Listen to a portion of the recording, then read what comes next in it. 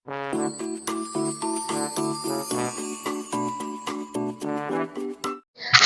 हाय नमस्कार, मैं हूँ शिवाली सिंह और फिर से लेकर आई हूँ आपके साथ अपनी कहानियाँ।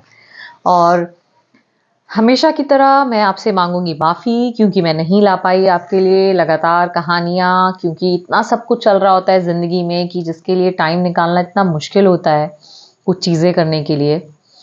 और मुझे लगता है आप लोग भी, कितने ही लोग होंगे ना जो रोज सोचते होंगे कि आज मैं ये काम करूंगी, आज पक्का मैं आज से एक्सरसाइज शुरू करूंगी, आज से मैं जॉगिंग मॉर्निंग वॉक शुरू करूंगी, या आज से मैं पेंटिंग स्टार्ट करूंगी, पर वो नहीं हो पाती क्योंकि इतना मुश्किल होता है। हम लोग ऑफिस जाते हैं, ऑफिस से थक हार कर आते हैं और बस बैठ जाते हैं। मेरे साथ तो यही होता है, मैं ऑफिस से जब आती हूँ तो बस एक सोफे पर कम से कम आधे पौने घंटे के लिए, वो मेरी फिक्स सीट है, मैं वहां बैठ जाती हूँ और वहां से नहीं हिलती हूँ।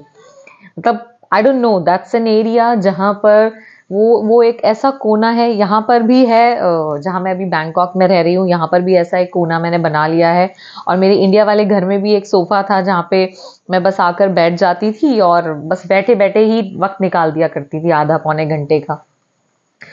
सो आज ऐसे ही हस्बैंड से बात कर रही थी, तो बात करते करते मैंने कुछ अपनी परेशानी उनसे डिस्कस की। परेशानी कहूँ या हाँ, आप सभी की भी होती होगी कि शनिवार इतवार छुट्टी मिलती है, हर सोमवार फिर से हमें ऑफिस जाना है। तो हर सोमवार ऑफिस जाना कितना भारी लगता है ना, कितना मुश्किल लगता है कि ओहो फिर से सोमवार आ गया।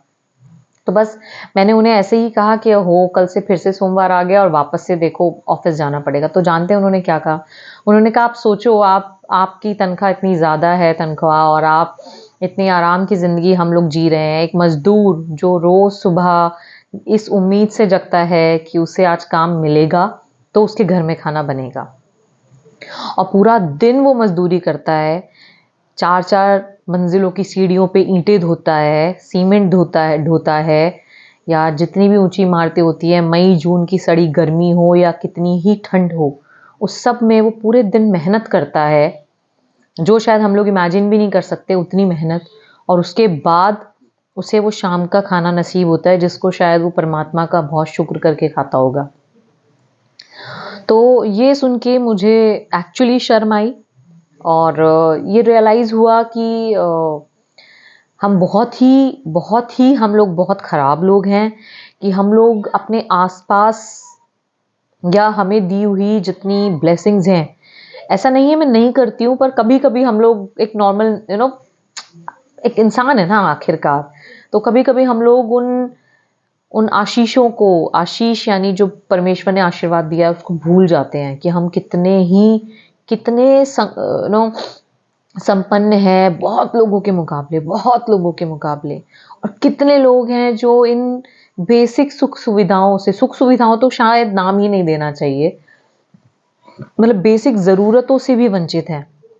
तो मैं एक रिक्वेस्ट करूंगी कि आप लोग जो संपन्न हैं, कम से कम, मुझे पता है ये करना बहुत मुश्किल है, बट हमें करना चाहिए।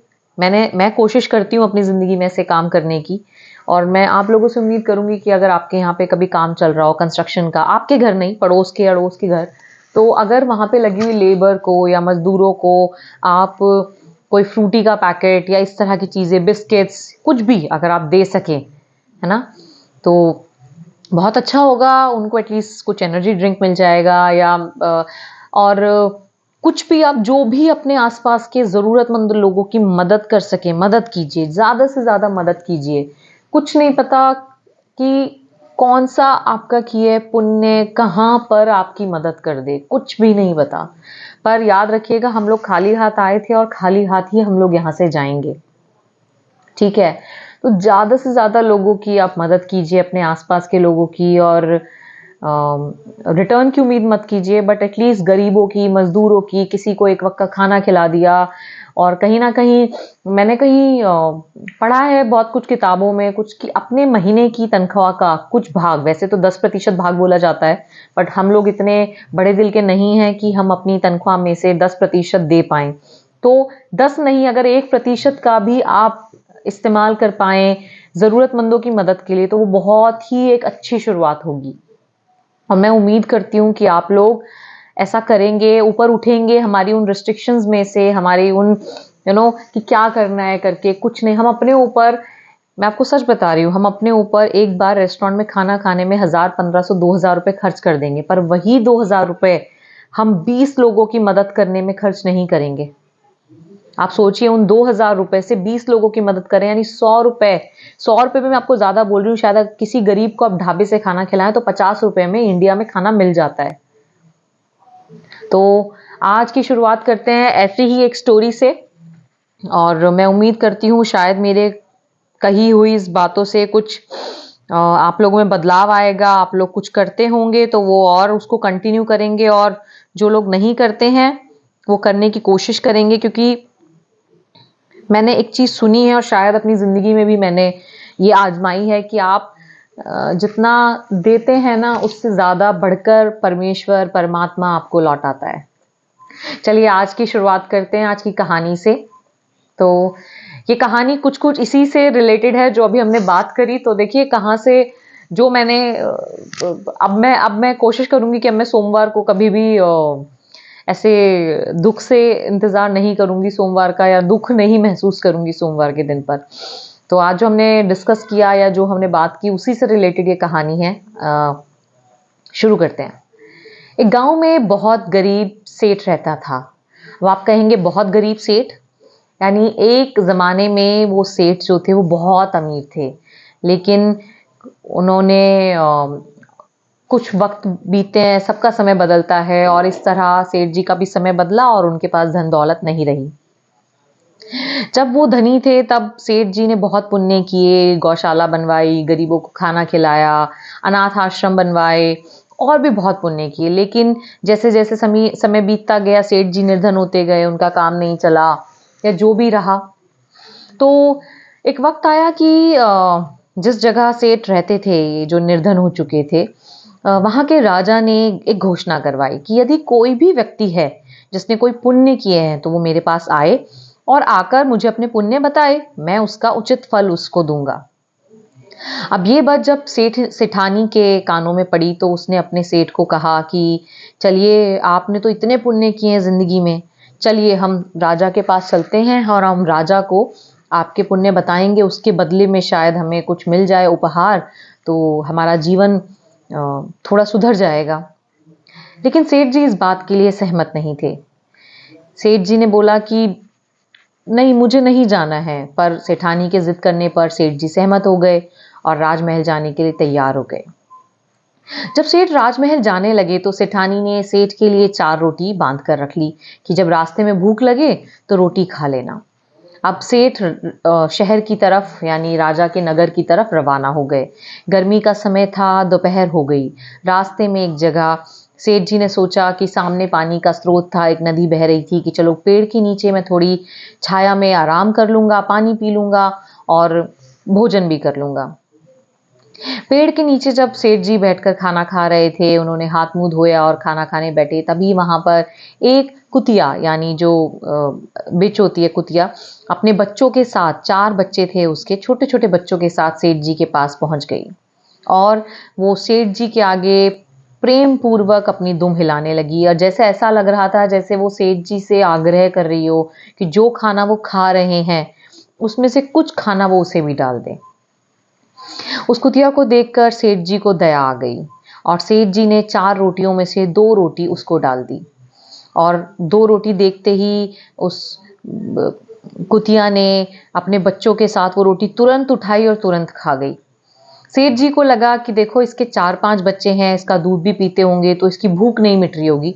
फिर सेठ जी ने अपनी बची हुई 2 रोटियां भी और उसको डाल दी, और सेठ जी ने इसके बाद खुद स्वयं सिर्फ पानी पिया और पानी पीकर वो वापस से रास्ते पे आगे बढ़ गए। अगले दिन सेठ जी राजा के दरबार में उपस्थित होते हैं, और उपस्थित होकर जब उनकी बारी आती है तो सेठ जी अपने किए हुए पुण्य कार्यों की गिनती करने लगते हैं जो उन्होंने किसी जमाने में किए थे। और राजा से जब उन्होंने ये सब पुण्य अपने जो किए वो गिना दिए, तब राजा ने कहा कि आपके इन पुण्य का कोई फल नहीं है, क्योंकि वो आपने धन के सामर्थ्य से किए थे। यदि आपने कोई और पुण्य किया है तो बताइए, संभवतः उसका कोई और फल मैं आपको दूं, नहीं तो आप जाइए। यानी जब जो भी पुण्य सेठ जी ने गिनाए वो तब किए थे जब सेठ जी अमीर हुआ करते थे। तो उन्होंने, राजा ने कहा कि ये आपने धन के सामर्थ्य से किए हैं। एक इंसान की तरह बिना किसी धन के सामर्थ्य ना होते हुए अगर आपने कुछ पुण्य कार्य किए हैं तो बताइए। ये कहकर सेठ जी उदास हो गए और वापस चल पड़े। लेकिन इतने में मतलब ये सोचकर चल पड़े कि मैंने तो कोई पुण्य कार्य नहीं किया है, और अब अगर यही मेरे पुण्य कार्य जो उन्होंने गिनाए, अगर यही राजा को पुण्य नहीं लग रहे हैं, तो और कार्य जो उन्होंने किए वो भी धन के सामर्थ्य से ही किए थे, उन्हें भी गिनाने का कोई औचित्य नहीं है। तो ये सोचकर सेठ जी वापस चल पड़े। जैसे ही सेठ जी वापस मुड़े तो राजा ने कहा कि कल आपने एक पुण्य कार्य किया था, क्या आप भूल गए? लेकिन सेठ ने सोचा कि कल तो मैंने कोई पुण्य कार्य किया ही नहीं, ये किस कार्य की बात कर रहे हैं राजा? तो क्योंकि जो सेठ जी थे वो बिल्कुल भूल चुके थे कि कल उन्होंने क्या किया था। सेठ जी ने कहा कि महाराज, मैंने कोई भी पुण्य कार्य कल नहीं किया। तो राजा ने कहा कि कल तुमने एक भूखी कुतिया को 4 रोटी खिलाई, तुम स्वयं भूखे रहे और तुमने उसका पेट भरा, तो वास्तविक पुण्य कार्य तुम भूल गए। कल किए गए अपने पुण्य कार्य को तुम भूल गए, और जो तुमने इतने सालों पहले कार्य किए थे वो तुम्हें याद रहे, पर वास्तव में तुम्हारा पुण्य कर्म वही है जिसको करके तुम भूल जाओ, और जिसके लिए तुम कुछ भी उम्मीद ना करो कि उसके बदले तुम्हारे साथ कोई और पुण्य मिलेगा तुम्हें या कुछ करेगा। तो इस पुण्य के लिए तुम जो मांगना चाहते हो वो तुम्हें मिल जाएगा। हे सेठ, राजा ने कहा, हे सेठ, जो पुण्य करके आपने याद रखे और गिनकर हमें बता दिए वे सब बेकार हैं, क्योंकि वो तुम्हारे अंदर अहंकार पैदा करते हैं। वो तुम्हारा अहंकार बोल रहा था कि मैंने इतना सब पुण्य कर्म किया, मैंने सब ये किया। हालांकि वो सब व्यर्थ है, क्योंकि जो पुण्य लोगों को दिखाने के लिए किए जाए या गिनाने के लिए किए जाए वो पुण्य नहीं होते। जो सेवा तुमने कल रास्ते में भूखे प्राणी को 4 रोटी अर्पित करके की, वो तुम्हारी सबसे बड़ी सेवा और अर्जित पुण्य है, और उसके बदले तुम सारा राज्य भी ले लो तो वो भी बहुत कम है। तो ये थी आज की कहानी। आई होप आप लोग इस कहानी से कुछ प्रेरणा लेंगे, कुछ कोशिश करेंगे अपने आसपास के लोगों की मदद करने की, क्योंकि जब आसपास हमारे लोग खुश रहेंगे, हमारे आसपास हमें दुखी लोग नहीं दिखेंगे, कम से कम जिसके लिए हम सामर्थ्य रखते हैं, हम समर्थ हैं कि कम से कम भी हम जो भी मदद कर पाए, और उसको करके यकीन मानिए बहुत सुकून मिलता है, बहुत सुकून मिलता है। अगर आपके पास 10 रुपए हैं और अगर आप उसमें से 5 रुपए की किसी की मदद करेंगे ना, तो आप वो 10 रुपए जो आप खुद के ऊपर खर्चेंगे उससे ज्यादा सुकून आपको बचे हुए 5 रुपए को खर्च करके मिलेगा। इसी के साथ आज की कहानी यहीं पे अंत होती है। मैं उम्मीद करूंगी कि आपको कहानी पसंद आएगी। अगर पसंद आए तो आप वो लाइक का बटन दबा सकते हैं, और बाकी आपके मेरे साथ बने रहिएगा। धन्यवाद। Thank you. Good night.